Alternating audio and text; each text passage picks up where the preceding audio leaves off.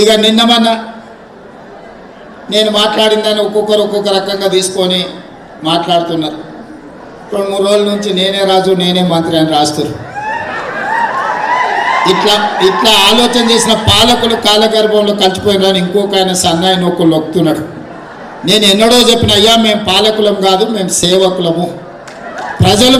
ప్రజలకు సేవ చేయడానికి వాళ్ళు ఒక అవకాశం ఇచ్చిండ్రు. ఎప్పుడూ నేను అది గుర్తుపెట్టుకుంటా. పాలకుడిగా ఎప్పుడూ నేను ప్రవర్తించలేదు. నేను సేవకుడిగా నా బాధ్యతలను నిర్వహిస్తున్నా, బాధ్యతాయుతంగా నిర్వహించాలి. ఏ వర్గాలైతే నాకు ఈ హోదా ఇచ్చిండ్రో ఆ వర్గాలకు తిరిగి సేవ చెయ్యాలనే ఉద్దేశంతోనే ఈరోజు గిరిజనులు కానీ దళితులు కానీ 40 సంవత్సరాల మాదిగా ఉపకులాల సమస్య జటిలమైతే ఆ సమస్యను పరిష్కరించి వర్గీకరణ చేసి ఈరోజు ఆ వర్గాలకు ఏ వర్గాలైతే నన్ను ఆశీర్వదించిండ్రో ఈరోజు ఆ వర్గాలకు మేలు చేసిన మన బుడగ జంగాలకు సంబంధించిన వాళ్ళు ఈసారి మాకు ఎంబీబీఎస్లో సీట్లు వచ్చినాయి, మన ప్రభుత్వంలో ఉద్యోగాలు వచ్చినాయని మా లక్ష్మణ్ తీసుకొచ్చి కల్పిస్తే నేను చేసిన పని ఈ పేదలకు చేరుతుందని ఒక సంతృప్తి నాకు కలిగింది. అదేవిధంగా ఈనాడు నేనే రాజు నేనే మంత్రి అనే విధానాన్ని వాళ్ళు ఏదైతే అనుకుంటున్నారో, నేనే ముఖ్యమంత్రిని, నేనే మున్సిపల్ మంత్రిని, ముఖ్యమంత్రి కాదు మున్సిపల్ మంత్రిని కూడా నేనే.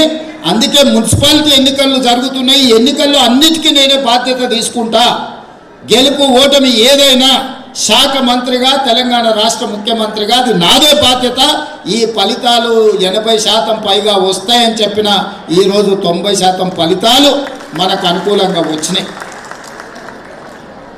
కొంతమందికి ఇది జీర్ణం కాదు, కొంతమందికి అర్థం కాదు, కొంతమందికి అర్థమైనా దీన్ని స్వీకరించే గొప్ప మనసు వాళ్ళకు లేదు.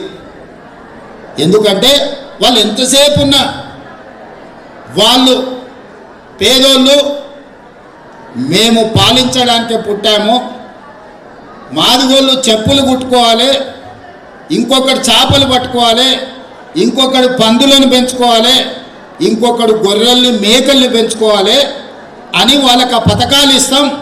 మా పిల్లలు మాత్రం రాజ్యాలు వెళ్ళాలి, మా పిల్లలు పుట్టిందే రాజ్యాలు వెళ్ళడానికి, మాదిగోళ్ళు చెప్పులు కుట్టుకోవాలి, గొల్లోళ్ళు గొర్రెలు పెంచుకోవాలి, ముదిరాజులు చేపలు పట్టుకోవాలి, ఎరకలోళ్ళు పందులను పెంచుకోవాలన్న విధానం వాళ్ళది. నేనన్నా ఈ పరిపాలనలో వాళ్ళని భాగస్వాములను చేయాలా, వాళ్ళని డాక్టర్లను చేయాలి, వాళ్ళని లాయర్లను చేయాలి, వాళ్ళని ఇంజనీర్లను చేయాలి, వాళ్ళని ఐఏఎస్లను చేయాలి, వాళ్ళని ఐపీఎస్లను చేయాలి, వాళ్ళని ఎమ్మెల్యేలను చేయాలి, వాళ్ళని ఎమ్మెల్సీలను చేయాలి.